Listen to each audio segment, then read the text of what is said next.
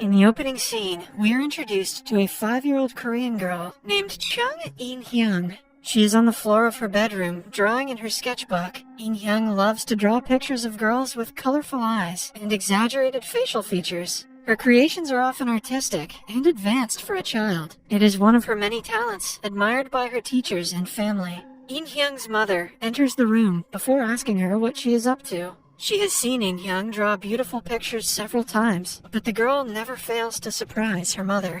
This particular drawing impresses her more than usual. To glorify it even more, she frames it and puts it on the wall of her bedroom. Beside the picture are several other drawings that In-hyung has made in the past. All of them are unique, but have a common theme. In-hyung looks at the wall and smiles at her accomplishment. Strangely enough, we notice that the mother doesn't show us her face throughout the scene. After that, the scene cuts to several years later. In-hyung has grown up into a teenage girl who is obsessed with her looks. One morning, she is waiting outside the school for her best friend. While waiting, she looks at herself in a mirror, nitpicking the imperfections of her face. Throughout her childhood, she used to do the same to her drawings, but as she grew up, In-hyung started treating her face like a canvas. The transition is not particularly a good thing for her, since she is too harsh on herself. As she silently complains about her face, her friend rushes to her and apologizes for being late. They hold hands and make their way to the cosmetic doctor. In-hyung's obsession with having a perfect face has grown exponentially over the years. Now that she is old enough to get plastic surgery, she wants to change her entire face to look like the models on billboards. The friends patiently wait for their appointment in the lounging area.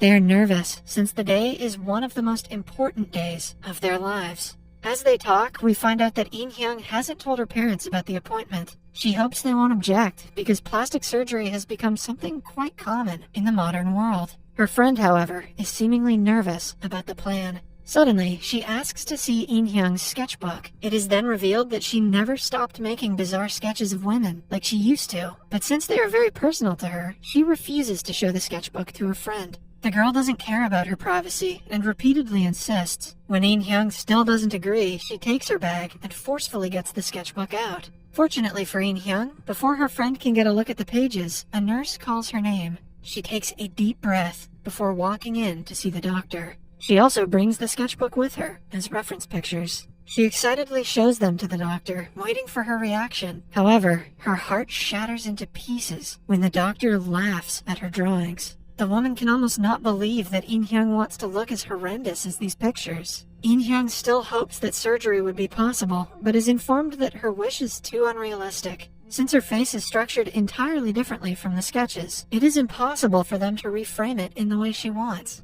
She is bluntly asked to give up on her dreams, but In-hyung doesn't want to return home empty-handed. She starts arguing with the doctor and tells her that the picture is not so different from the doctor's face herself. The doctor doesn't fancy being disrespected by a schoolgirl. She puts In-hyung in her place, stating that even if they could do the surgery, a girl like her would never be able to afford it. Hopefully the doctor has a treatment for that burn.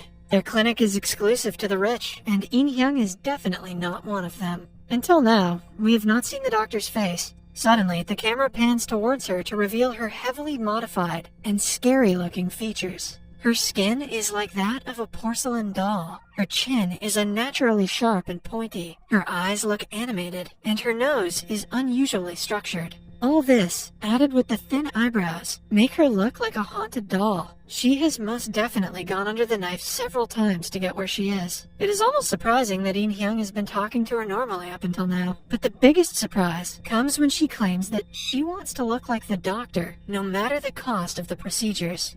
The doctor gives in to her demands and tells her the total cost. The numbers make In-hyung turn around and return home without a word. She doesn't even talk to her friend, who is curious about how the appointment went.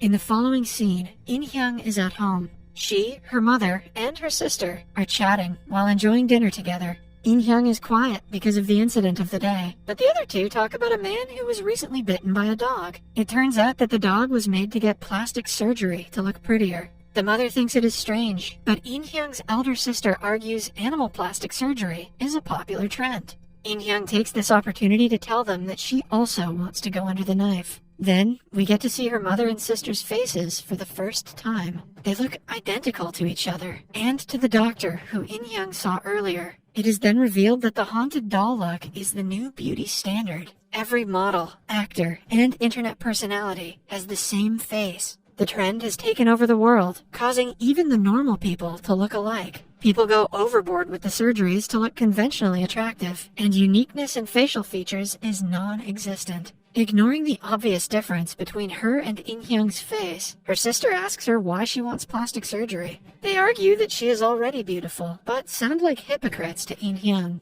She glances at them in disbelief, asking them to look in the mirror. She wants to get her face done before the yearbook picture, no matter what. Since her elder sister also got plastic surgery in high school, she argues that it is only fair she gets it as well. But to her dismay, the mother and sister are against the idea. They think In-hyung is not ready for a life-altering procedure, and even if she is, she needs to pay for it herself. Several minutes later, the father joins them at the dinner table. His face confirms that the trend is not limited to just women. His features are identical to his wife and daughter, except for the beard. The family continues eating in silence, which the father thinks is strange. When he asks them what is wrong, In-hyung storms off to her room, leaving her plate of food unfinished. In the next scene, we see In-hyung going to meet her friend. She hopes to freshen her mood, but her heart drops on getting a look at her friend's face. She has also gotten plastic surgery to look like the rest of them. The girl asks In-hyung if she likes the new look, but In-hyung is just too stunned to comment.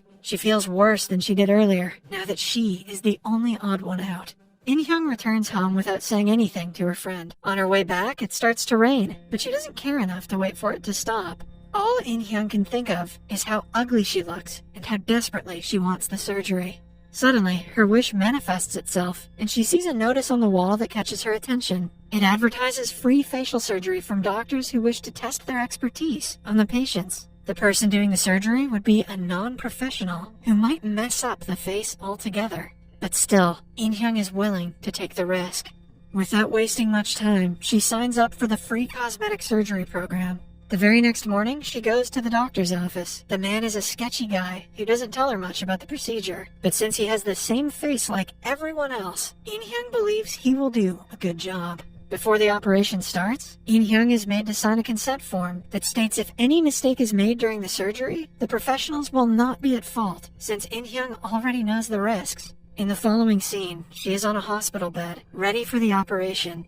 In her dreams, she sees her post-surgery face, wrapped in bandages. Everything seems to have gone smoothly. Her mother is behind her, taking the bandage off for the first time. To her delight, her face looks exactly how she wanted it to. The mother comes near and compares their faces, but she suddenly starts to panic. At the same time, we hear the doctor asking In-hyung if she can hear him. He also questions her if she can open her eyes. When he gets no reply, he nervously says that he is messed up. A clip of In-hyung shows us her face wrapped in bloodied bandages. The procedure has gone horribly wrong. In the last scene, we see In-hyung's family at the dinner table, enjoying a meal. Some minutes later, In-hyung returns home and joins them. The family completely ignores her presence at first. After a few minutes or so, they abruptly stop eating and turn to her in sync. The movie ends as they continue staring at her, and we never get to see the results of the surgery.